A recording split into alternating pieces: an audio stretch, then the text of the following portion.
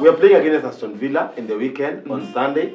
And what do you hope? What do you hope for from the squad? Because our last game we drew against Bayern, which was the Champions League. But our other last game in the Premier League, we did a 3-0 against Brighton. So now, okay, let me ask one question. When was the last time a team picked 6 points against Aston home and away? It's very, very, very rare. You actually have my answer now. I knew Liverpool would drop points. I did not they're going to drop points against Manchester United.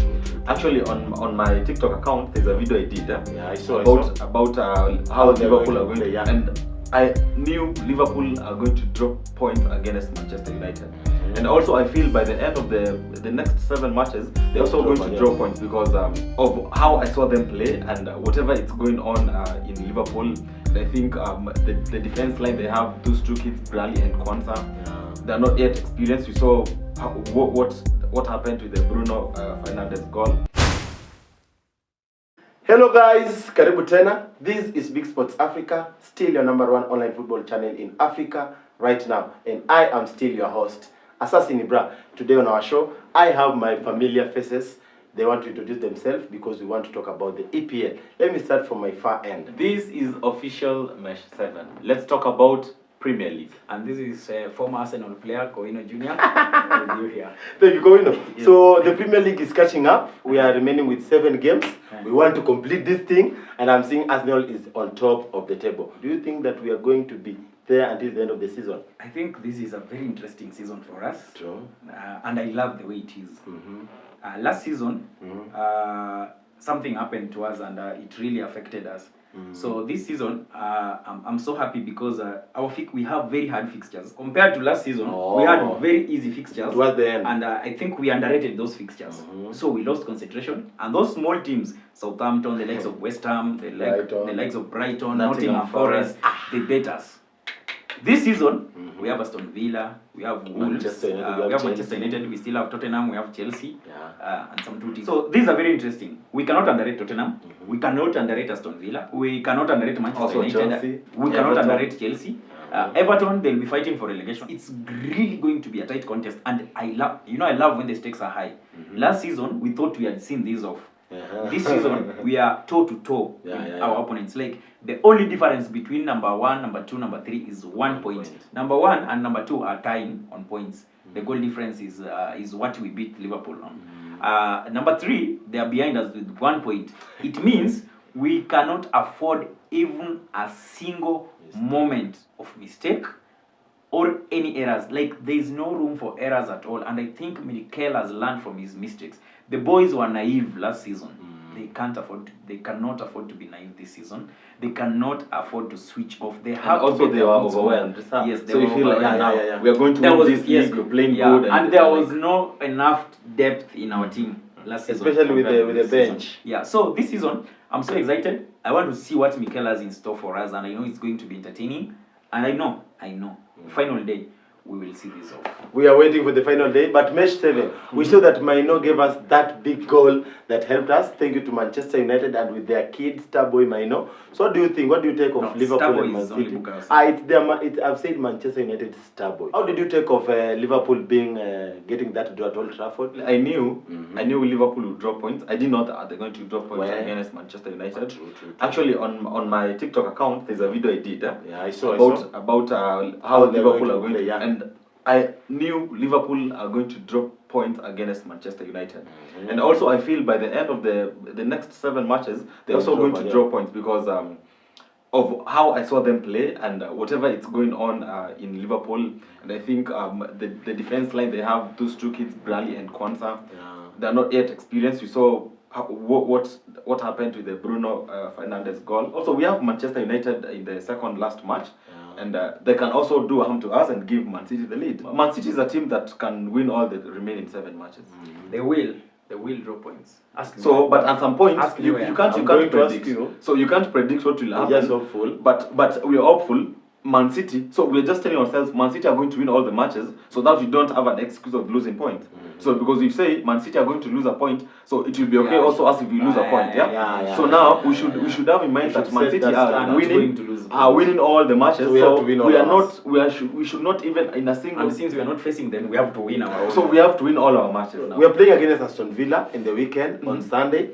And what do you hope? What do you hope for from the squad? Because our last game we drew against Bayern, which was the Champions League, but our other last game in the Premier League we did a 3-0 against Brighton. So now, okay, let me ask one question. When was the last time a team picked 6 points against Aston home and away? It's very, very, very rare. It's You very have, rare. you actually have my answer now. I Number one, points. they don't have their favorite number 6 defensive midfielder, the Douglas Luiz. He picked up a yellow card. Yeah. I think, yeah. So now they're going to throw in someone else, and they're definitely going to concede some goals. I actually saw that against Brighton.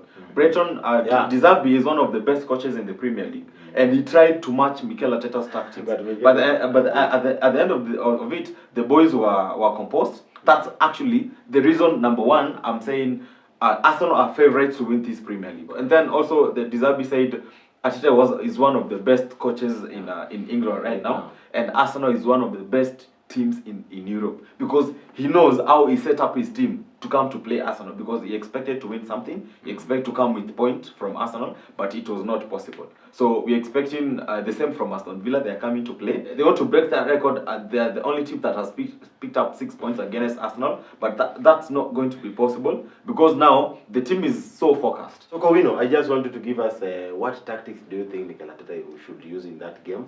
I think number one, there's always a rule that you don't change a winning team. True. Going to this game, Aston Villa is not an easy opponent. They're also fighting for a Champions League spot. Yeah. They're in the 5th position. Right, yeah. And this season, even finishing a 5th position could grant someone a Champions League spot. So Aston Villa, yes, they want to finish on the 4th one to be sure of a Champions League spot. Going into this match, Arteta should not make many changes into his team. We should just stick with the team that won at Brighton or that drew against Bayern Munich. Now these are the matches that I need Martinelli to start. Because number one, Aston Villa plays a very high defensive line. Very high defensive line. So I want Partey to start this match as well, because Partey can pick those long passes, and Raya can also pick those long passes, those assists. So this is a match that I want Partey to start. But if Partey picks Martinelli, it is 1v1, and 1v1 Martinelli 1v1 is something else. Our midfield, I'll just want Partey to step in for Jorginho. Then we will just stick to Rice and Odegaard. I want this so that we see a midfield that could probably play versus Bayern Munich on Wednesday, because we are just trying them now in a real game, not in a training ground, in a real game. So if we try Odegaard, Rice and Partey, now we are testing them for the match on Wednesday next week. So that is what I want us to stick with. Then Martinelli, Havertz and Bukayo Saka. Rice, Odegaard and Thomas Partey. That has been the midfield we have all been waiting for since we signed Rice. And it was just by bad luck that Thomas Partey was in injury. What do you expect from that midfield? So we actually saw the midfield during, I think, the Community Shield, and it was very, very perfect. We expect to see that midfield on during the Aston Villa game, of which we don't know what the gaffer is planning off, but we would like to see. And maybe at some point at the match, we also need to see whether Timber is fit, whether he can play some few minutes. We are hoping for Timber. But I don't want him to rush Timber, because you see that there's a very long injury, and the manager should be managed properly, because if he gets one setback, now that will be the end of us and Timber. Like, we will be seeing him getting injuries regularly, and we don't want a player of that quality to be getting injured time and again. So, Mesh, you were saying about that mid. That mid is that midfield will be it's quality midfield, and having now this only means one thing: Zinchenko is starting at fullback. Yeah, true. So and then wait on the other side, Gabriel and Saliba. He could also test Tomiyasu. We see what if no, he can even start him. Because of course we know Zinchenko's quality. Whether he starts this one or he doesn't, we know what Zinchenko could provide even on Wednesday if he starts. But starting Tomiyasu means that we want to defend this game. But now, right now, I know goal difference will be a major thing. But again, going forward, getting into the box, Tomiyasu is very good. If you've seen that, you remember Man City Tomiyasu is fit. Tomiyasu is fit, and you remember first leg versus Man City. He's the one who headed the ball to Havertz. Tomiyasu is also good going forward. Sometimes he even tries those long shots outside the box and all that. So I would want to see Tomiyasu start as left back versus Aston Villa. Then Partey comes in. Then the forward stays the way I said. Now, once in a time, now I'm confident about Mikel Arteta rotating maybe the defense line, maybe the midfield. Sure. Because now if you take out Jorginho, you're going to bring in Partey. He's actually midfield maestro. You remember there's a time last season, it was being compared to Rodri. He's in that position now. So it's only that he got some few setbacks and Partey is one of the best holding. Yeah, he's a world class one of the best holding midfielders in the Premier League. So I would like to see maybe Kiwior get rest. Maybe Zini also get rested. Maybe also White should rest and Tomiyasu starts at the right back, and maybe Zinchenko starts at the left back. So we need to see some players getting rest, because we are playing on Wednesday, and then again on also Saturday we have a game. We also have another match, and then between after that Saturday, I think we are playing Bournemouth. Wolves, Wolves, and then after Wolves, Chelsea, and then after Chelsea, Tottenham. So there's also another Champions League will also be in between. So now qualify. Or not when we are qualifying. so now you'll feel like there will be a lot of matches in a very short period of time. So everybody must stay fit and everybody will get minutes. So now and then, if we finish the game so early, we give Fabio Vieira time, we give Smith Rowe time, the N brothers and Nelson and those boys. So Nketiah should have also time, Reece Nelson, so that we rest our players to be ready for Bayern, right? Yeah. So because we'll have a lot of matches, and we should be able to compete. And if you want to be the best, you have to compete with the best. Exactly. Okay. And we've really talked about Arsenal. What do we expect from Unai Emery? You know, Unai Emery has been one of the best and elite coaches. You remember that this Aston Villa is one team that has not been fighting for top 4, but right now they are there and they are here. What do you expect from Unai? Some people will see it as a very contradicting, but I've never thought, a personal opinion. Never thought of Unai Emery as an elite manager. Yeah, and but he is a good manager for an average club, and that's why when Arsenal went for him some time back, I told people this is an average manager, and it means we have fallen off from our patch. I told people that, and to some point, people started realizing this man was average. When he was sacked and Mikel came, Mikel started struggling for the first season when he was trying to build something. People said, "Oh no, we should have kept Emery." I told them, "No, I trust Mikel. He has not proven himself yet as an elite manager anywhere." But I trust him more than I trusted Unai Emery. Why? Unai Emery, he will pick an average team. He will take them to probably to qualify for a Champions League spot or a European spot. That is Europa League. When he goes to Champions League, do you know what he does? He finishes third in his group stage, then drops to Europa League, then wins it. Yes, he failed to win it with Arsenal, but he won it like 3 consecutive times with Sevilla, won it with Villarreal. Probably could win it with Aston Villa maybe next season or something like that. But this tells you one thing. People might call him a winner, that he wins Europa League. But which great managers wins Europa League? Great clubs don't play Europa League. Great clubs play Champions League. When you look at Aston Villa, I think they are sleeping now. Because in the last 5 matches, they've only won once. So it's that period of time whereby they also play in UEFA Conference League. And when you look at, they are playing on Thursday. Okay, they played on Thursday, and then they have a match on Sunday. So they have a very, very few resting hours or resting days. So, and then you find that they don't have that squad depth. So the people that are on the bench, they are not up there with the qualities of the team that needs to compete. So I think these last periods of the Premier League, they are going to slip up, and maybe the best they can achieve is Europa League.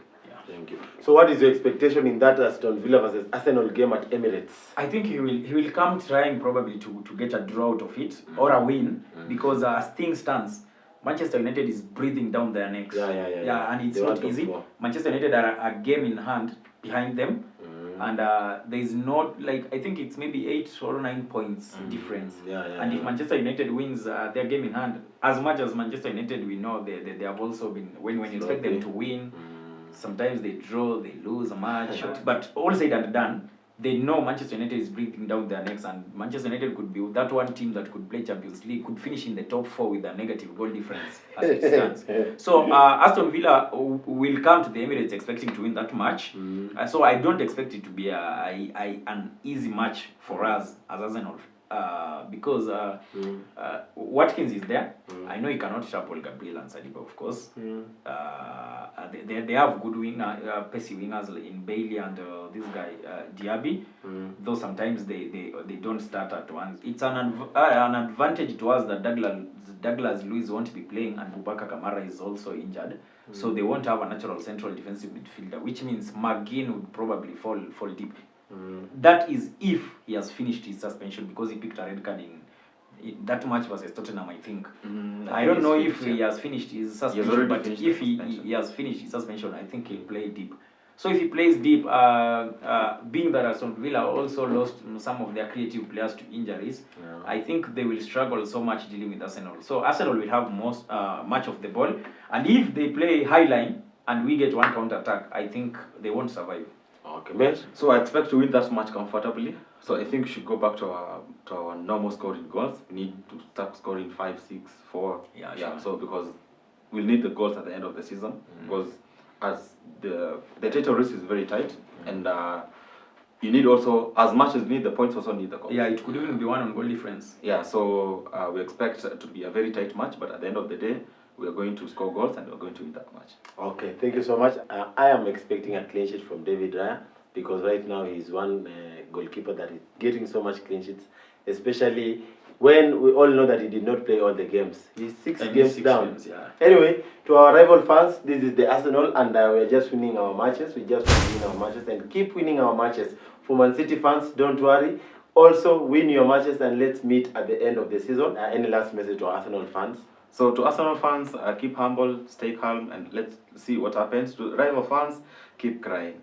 Thank you. To To Arsenal fans, just relax. Yeah. I know you are scared, you are nervous. Some of you are panicked because the ghosts of last season are still haunting some of you. You have that PTSD. But relax. Mikel knows what he's doing. He knows what he did. Those kids were very anxious last season. I think they have learned from that, and they won't get ahead of themselves and think that this is done before it's done. True. We'll see it off. Thank you so much. Also in the comment section, tell us what you think. Tell us something about our show. And if you would like, make sure you put the notification bell on so that you'll be among the first to be alerted when our next show premieres. This is Big Sports Africa, still your #1 online football channel in Africa right now.